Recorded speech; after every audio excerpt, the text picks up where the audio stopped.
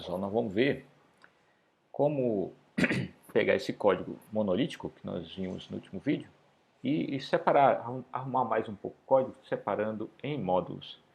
Isso vai deixar o nosso programa um pouquinho mais perto do que seria um programa profissional, vamos pôr assim.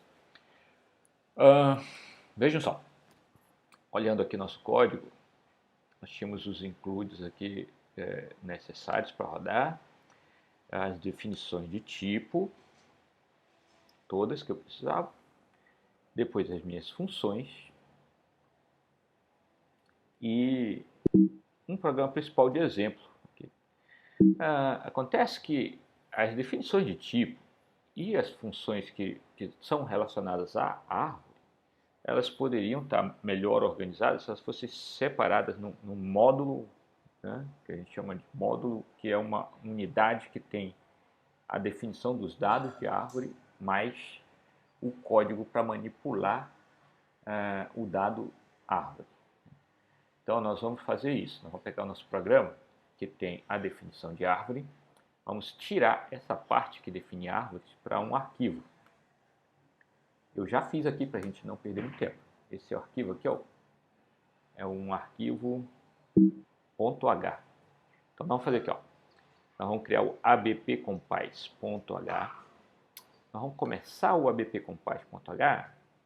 Isso aqui é um padrão praticamente universal. Você sempre começa seus arquivos .h com essas duas linhas aqui. Isso são diretivas de compilação. Isso basicamente, esse ifndef diz o seguinte: se não existir a definição do símbolo abpcompile h aqui, do jeito que eu escrevi, eu vou entrar nesse pedaço de código que vai acabar até encontrar uma diretiva endif. Aqui, Então esse pedaço todinho de código, todo esse arquivo .h aqui, vai ser incluído, vai ser na compilação, somente se não tiver definido esse símbolo. Aí acontece o seguinte, logo em seguida eu defino o símbolo. Isso quer dizer o quê? Se alguém por engano, por exemplo, desse duas vezes o include no abpcompile.h, da primeira vez ele ia passar aqui, não tem o símbolo definido, aí ia definir o símbolo e ia incluir esse código todo. Da segunda vez ele ia chegar aqui, opa, já tem o símbolo definido, ia pular, né? Não ia incluir o código todo na compilação. Então isso garante que múltiplos includes não vão gerar conflitos aqui, senão eu ia ter várias vezes a definição desse tipo, várias vezes as funções, etc. Tá? Então essa é uma estrutura padrão nos arquivos .h. Se você for olhar lá o stdio.h, o stdlib.h e todos os outros .h padrão do C, você vai ver que tem essa estrutura sempre se repetindo. Eles estão dentro de um ifndef que evita que o código seja compilado mais de uma vez. Além disso, vamos lá. O que eu vou pôr no meu arquivo .h? Deixei aqui o comentário para vocês. Eu vou colocar todos os tipos que esse meu módulo de árvore precisa define. Por enquanto nós temos os tipos aqui, o tipo dado, né? Esse tipo chave eu já coloquei aqui porque nós vamos já mudar nossa árvore para ter uma separação entre a chave e o dado. Isso é outra coisa bacana para deixar nossa árvore mais próxima com as implementações mais profissionais. Bom, mas antes de fazer isso aí, vamos lá. Eu tenho a definição dos tipos, isso é o que estava no último vídeo já. E tenho aqui os outros tipos, tipo nó árvore, tipo árvore. Além dos tipos, eu posso pôr no .h variáveis globais definidas com essa palavra extern na frente. Quando eu declaro uma variável assim, extern, int, por exemplo, eu não estou criando uma variável, de fato eu não estou declarando variável, eu estou avisando que esse símbolo, esse nome aqui, contador global de alguma coisa, vai ser uma variável int em algum lugar, tá? No programa. Para que serve isso? Qualquer programa que der include no meu abpcompile e tentar usar a variável contador global, vai conseguir usar, desde que em algum lugar tenha uma declaração assim, em algum lugar no outro pedaço do código, uma única vez, tem uma declaração assim, ó, int contador. Então isso basicamente é como eu incluo variáveis globais no módulo. O nosso módulo não precisa de variáveis globais, mas vou deixar essa aqui só para servir de exemplo. Além então dos tipos de dados das variáveis globais definidas com extern na frente, eu também faço as declarações das funções no meu ponto H. Aqui, também incluo o cabeçalho das funções. Aqui, ó, void, criar árvore, início. O que é o cabeçalho aqui das funções? Você pega a primeira linha lá da função e vai só até o ponto e vírgula. Desculpa, vai até só o parênteses, né? Depois inclui ponto e vírgula. Não tem o corpo da função. Para que serve isso aqui? Qualquer um que der include nesse ponto H vai poder passar a chamar essas funções, acreditando que em algum momento vai ter um código para essas funções escrito lá no programa. Isso é exatamente o que acontece quando a gente dá include no stdio.h e pode usar o printf, dá include no stdlib e pode usar o malloc e etc. Tá? Então, no ponto H eu tenho os cabeçalhos das funções, os tipos de dados que eu preciso para o módulo e tenho, eventualmente, as declarações com extern das variáveis globais. O que eu vou fazer no ponto C? Geralmente a gente faz aqui um ponto C com o mesmo nome do ponto H, só muda a extensão. Então, abpcompás.h, abpcompás.c. O ponto C, ele tem todos os includes necessários. Você poderia ter deixado esses includes no ponto H, não tem problema. Por quê? Porque ele tem um include do ponto H.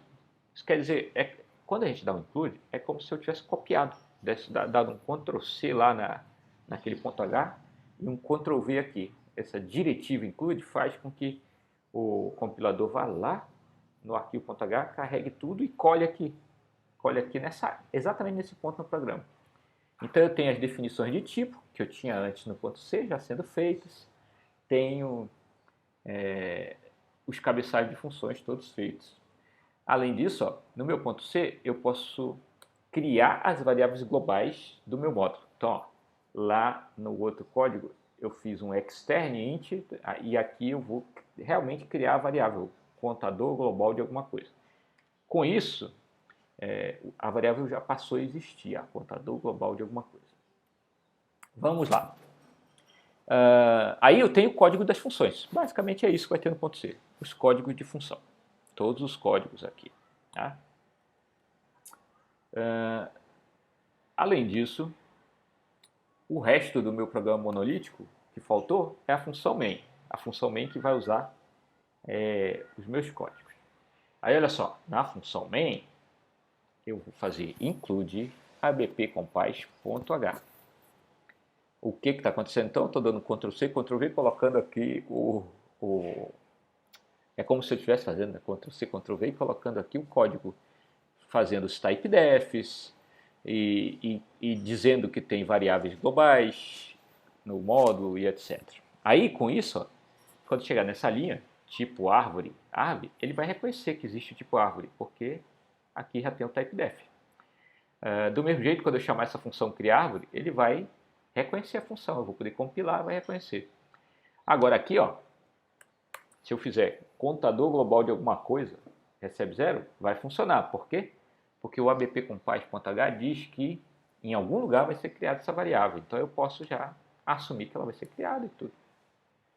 Ok. Então, o meu programa monolítico ficou separado em 3. O programa principal, que está aqui, que tem as chamadas de funções, o uso das funções em geral. Ele tem o include, do ponto H, no módulo ponto H que a gente precisa, e do ponto C. E ele tem o ponto C. Então, o meu programa monolítico ficou dividido em 3 pedaços. Primeiro pedaço, a função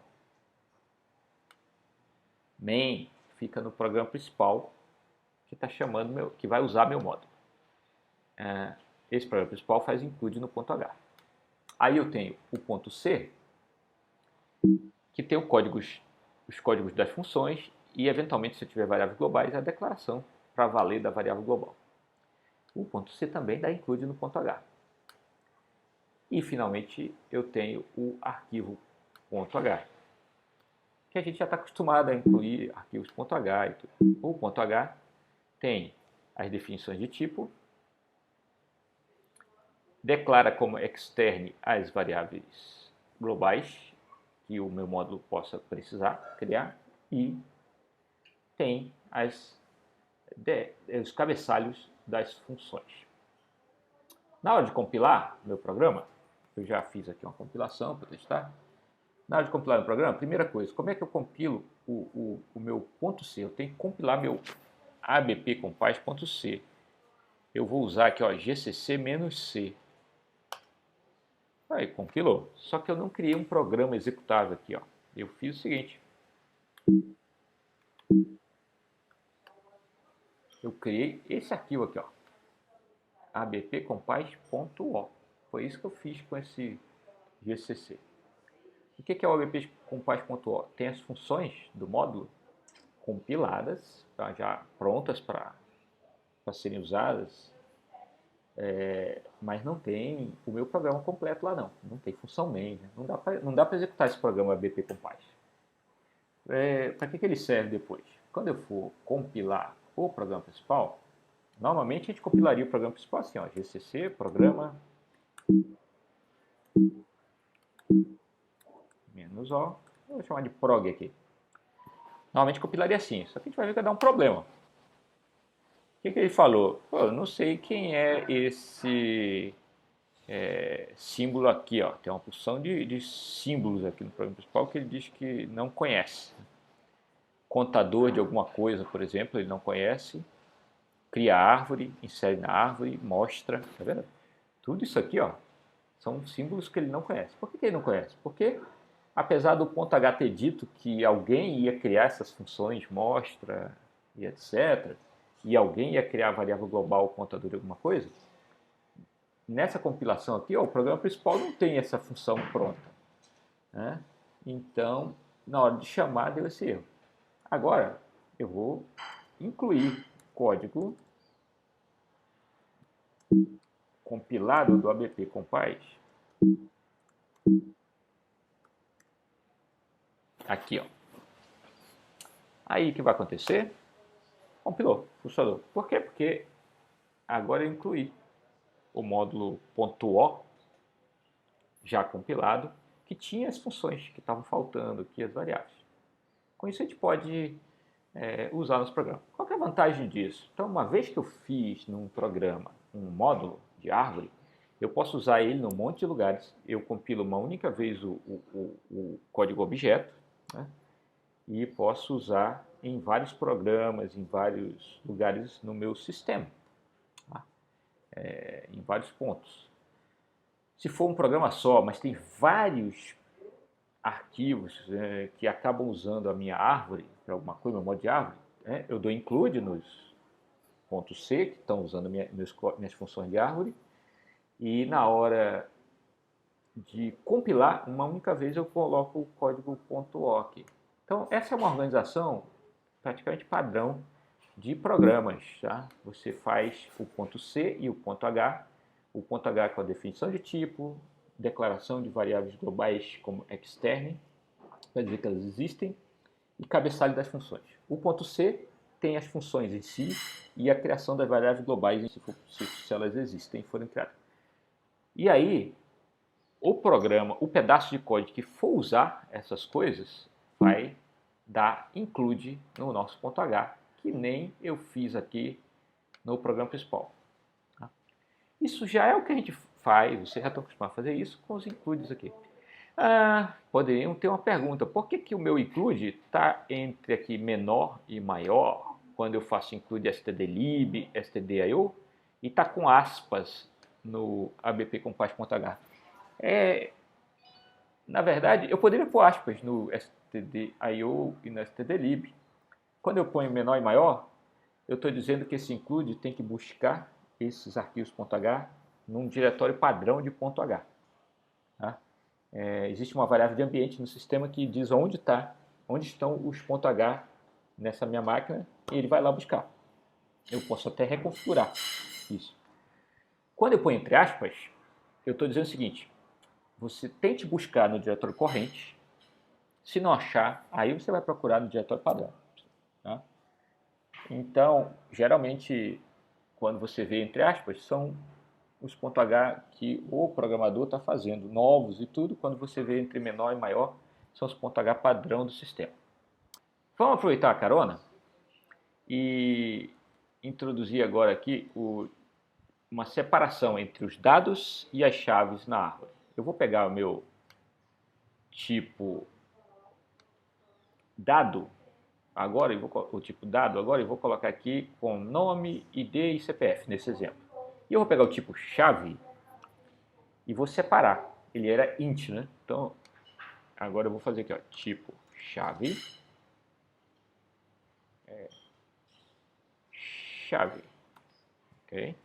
Então agora, meu nó árvore tem uma chave que eu vou usar para definir onde eu vou inserir as coisas e tudo, e tem um dado. Tá? Professor, por que eu estou fazendo isso?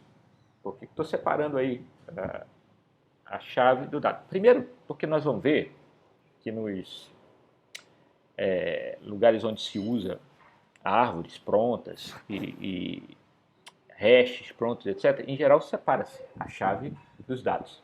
Isso é um primeiro ponto. Aí você pode ainda se perguntar, mas por que separa? Isso, na verdade, muitas vezes não é bom, mas na maioria das vezes é interessante. Uma primeira vantagem que vocês vão ver aí, bem interessante, é que esse meu código vai começar a ficar mais genérico. Uma vez que eu fizer um código bem arrumadinho para uma chave inteira, tá?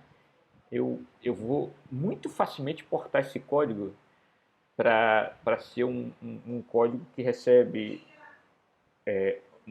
para ser um código que gera uma árvore, onde a chave é inteira e o dado é de qualquer tipo que eu queira.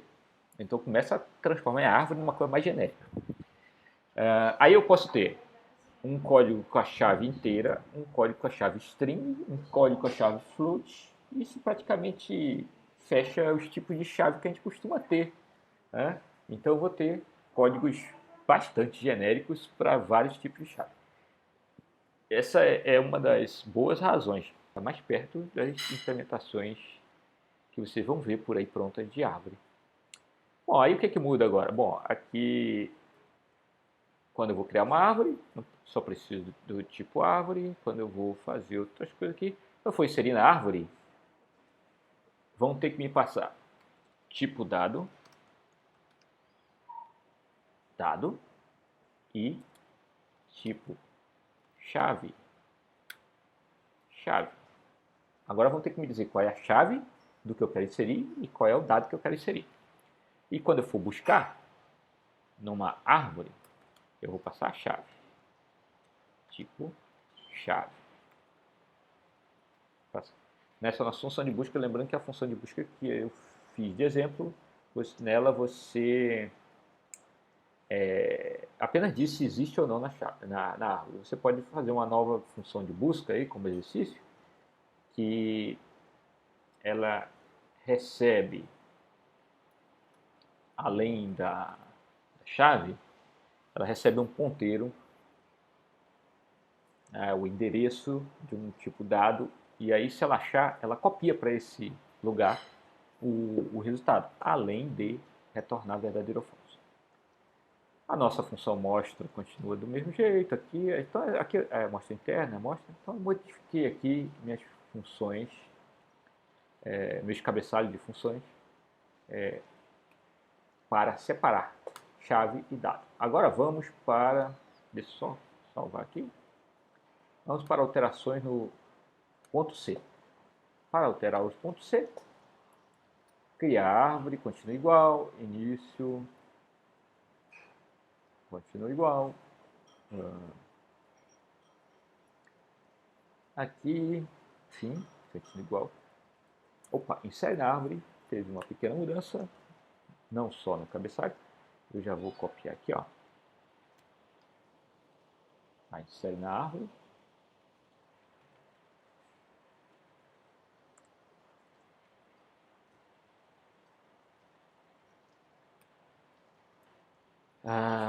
Basicamente aqui a minha comparação é com o tipo, a chave com a chave, e é o alt chave. Então eu comparo chave com chave.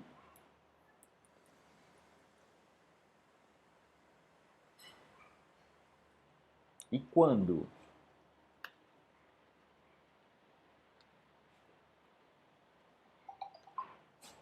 eu for inserir,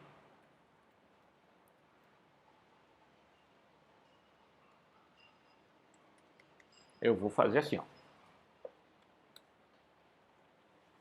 Chave, chave. Né? Pronto, eu terei aqui a minha função de inserir. Agora ela tem o dado e a chave. Eu vou fazer isso para as outras, mas vamos deixar assim, por enquanto. Depois eu mostro para vocês tudo prontinho. Eu mando o código para vocês tudo prontinho. Basicamente, vocês têm que fazer é colocar a ideia de chave e dado separados no código todo. Bom, por hoje vamos ficar aqui.